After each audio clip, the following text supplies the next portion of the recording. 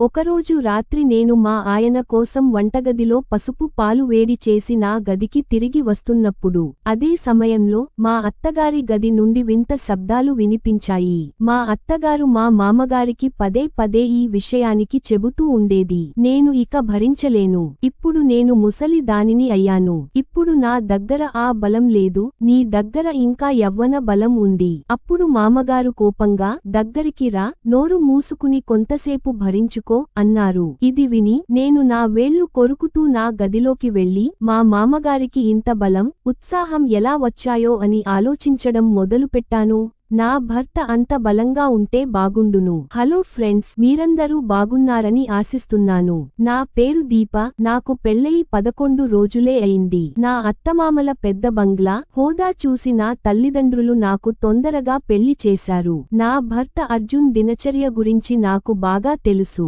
అర్జున్ కి ప్రతి రాత్రి పసుపు పాలు తాగే అలవాటు ఉండేది. అతను చెప్పేవాడు, దీప, ఈ పాలు నాకు బలాన్ని ఇస్తాయి, కానీ నేను చిన్న చిన్న విషయాలను మర్చిపోవడానికి అలవాటు పడ్డాను. నేను తరచుగా అవసరం లేని విషయాలపై ఎక్కువ శ్రద్ధ చూపేవాడిని. గత 4 రోజులుగా అర్జున్ నాకు పాలు తీసుకురావాలని గుర్తు చేస్తున్నాడు. ఒక రాత్రి నేను మళ్లీ మర్చిపోయాను. అతను కోపంగా నా దగ్గరకు వచ్చాడు. అతని కళ్లలో కోపం స్పష్టంగా కనిపించింది. దీప, నేను ప్రతి రాత్రి అరవాలా? వెళ్లి పాలు వేడి చేయి.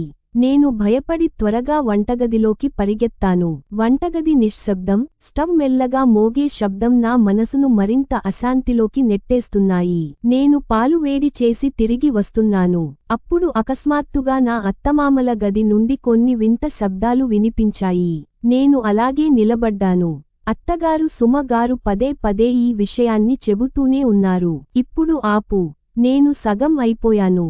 అది నా సామర్థ్యానికి మించినది. నువ్వు ఒక రెజ్లర్వి, కానీ నేను ముసలి దానిగా అయిపోయాను. అప్పుడు మామ సురేష్ గారు బరువైన గొంతు ప్రతిధ్వనించింది. ప్రశాంతంగా ఉండు. దాన్ని ఇంకొంచెం వదిలేయండి. నేను ఊపిరి పీల్చుకున్నాను. ఏం జరుగుతోంది? నా మనసు ప్రశ్నలతో నిండిపోయింది. నేను ధైర్యాన్ని కూడగట్టుకుని తలుపు దగ్గర చెవి పెట్టాను. కానీ శబ్దాలు బిగ్గరగా పెరిగాయి. భయంతో నా చేతులు వణుకుతున్నాయి. పాల గ్లాసు చిందింది. నేను త్వరగా నా గదికి పరిగెత్తాను. నేను మంచం మీద పడుకున్నప్పుడు నా మనసు తిరుగుతోంది. మామగారు అంత శక్తివంతులు ఎలా? ఈ వయసులో కూడా ఇంత ఉత్సాహం?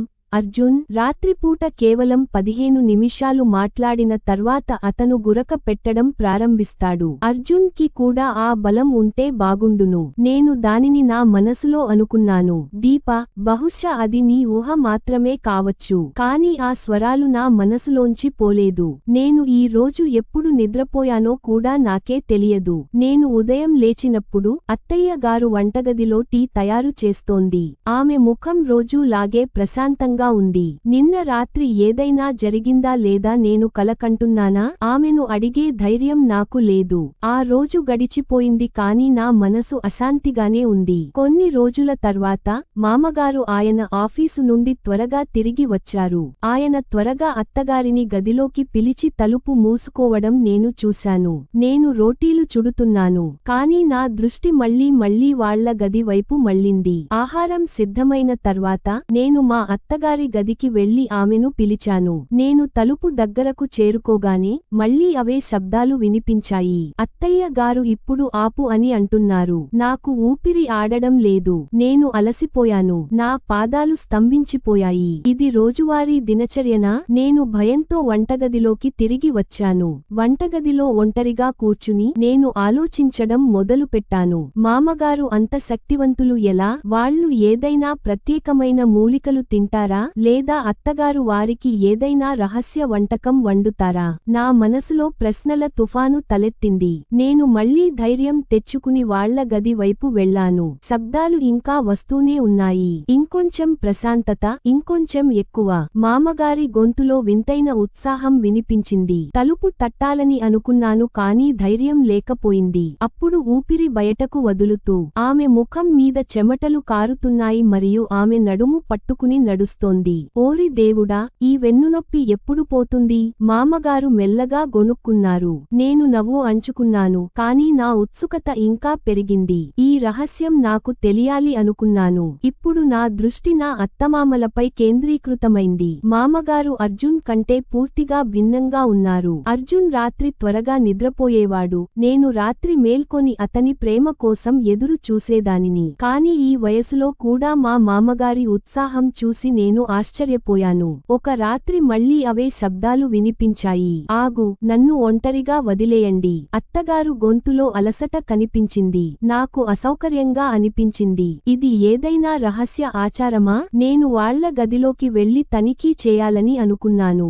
అన్నింటికంటే అత్తగారు మామగారికి ఏమి తినిపిస్తుంది? నేను నిశ్శబ్దంగా వాళ్ల గది వైపు వెళ్లాను. లైటు వెలిగింది. అంటే వాళ్లు మేల్కొని ఉన్నాడని అర్థం. కిటికీలోంచి శబ్దాలు స్పష్టంగా వినబడుతున్నాయి. అత్తగారు మామయ్యని, ఈ వయసులో కూడా నువ్వు ఆగవు అంది. నా ఒళ్ళు వదులుతోంది. మామగారు, ఇంకొంచెం సహించు, అప్పుడు నువ్వు ఆనందిస్తావు అన్నారు. నేను కిటికీ తెరల వెనుక నుండి తొంగి చూడటానికి ప్రయత్నించాను. కాని ఏమీ కనిపించలేదు. చీకటి మరియు తెరలు నా దారిని అడ్డుకున్నాయి. నిరాశ చెంది నేను నా గదికి తిరిగి వచ్చాను. అర్జున్ మంచం మీద పడుకుంటూ కోపంగా మాట్లాడాడు. ఇంత రాత్రి ఎక్కడ ఉన్నావు? నేను ఊపిరి పీల్చుకున్నాను. నేను త్వరగా ఒక సాకు చెప్పాను. నాకు నిద్ర పట్టడం లేదు కాబట్టి నేను బాల్కనీలో తిరుగుతున్నాను. అర్జున్ కళ్లలో సందేహం స్పష్టంగా కనిపించింది. ఇంకొకసారి వెళ్లేటప్పుడు నాకు చెప్పు. ఒంటరిగా తిరగకు, ఆయన కోపంగా అన్నారు. ఆ రాత్రి నేను అటూ ఇటూ తిరుగుతూనే ఉన్నాను.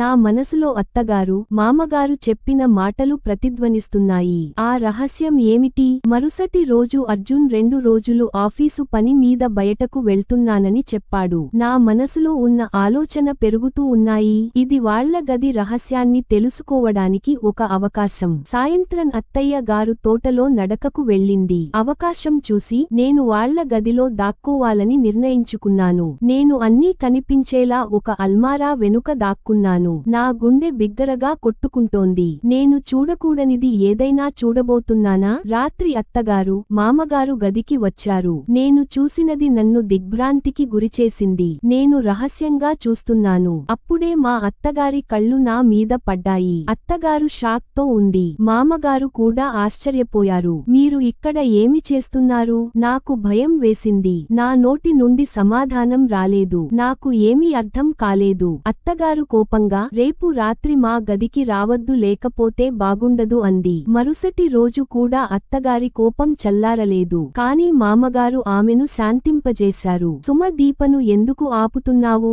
ఆమెకు కూడా హక్కు ఉంది. నేను ఆశ్చర్యపోయాను. ఈ అర్హత విషయానికి ఏమిటి? మా అత్తగారు నన్ను బెదిరించారు. నువ్వు మళ్ళీ ఇలా చేస్తే నేను అర్జున్ కి అన్నీ చెబుతాను. నాకు భయం వేసింది. అర్జున్ కి చాలా అనుమానం వచ్చింది. మా అత్తగారు ఏదైనా చెప్పి ఉంటే వాళ్లు నన్ను ఎప్పటికీ నమ్మేవారు కాదు. నేను మా అత్తగారితో ఏకీభవించాలని అనుకున్నాను. ఆ రాత్రి నేను నా గదిలో త్వరగా నిద్రపోయాను. కాని అర్ధరాత్రి మామగారు నా గది తలుపు దగ్గరకు వచ్చారు. దీప, నువ్వు ఎందుకు రాలేదు? సుమ భయాన్ని వదిలేసేయి. నేను ఆయనకి వివరించాను. నేను ఆశ్చర్యపోయాను. ఇది ఒక ఉచ్చునా? అయినప్పటికీ నేను వాళ్ల గదికి వెళ్లాను. అంతా అక్కడే జరుగుతోంది. అత్తగారు త్వరగా అలసిపోయి, సురేష్, నాకు బాగాలేదు అంది. నేను ఇక చేయలేను. మామగారు అన్నారు, నువ్వు ప్రతిసారీ సాకులు చెబుతావు. తర్వాత మేము ముగ్గురం చాలా సేపు అలాగే చేస్తూనే ఉన్నాము. నేను అలసిపోయినప్పుడు రేపు విశ్రాంతి తీసుకుందాం అన్నారు మామగారు.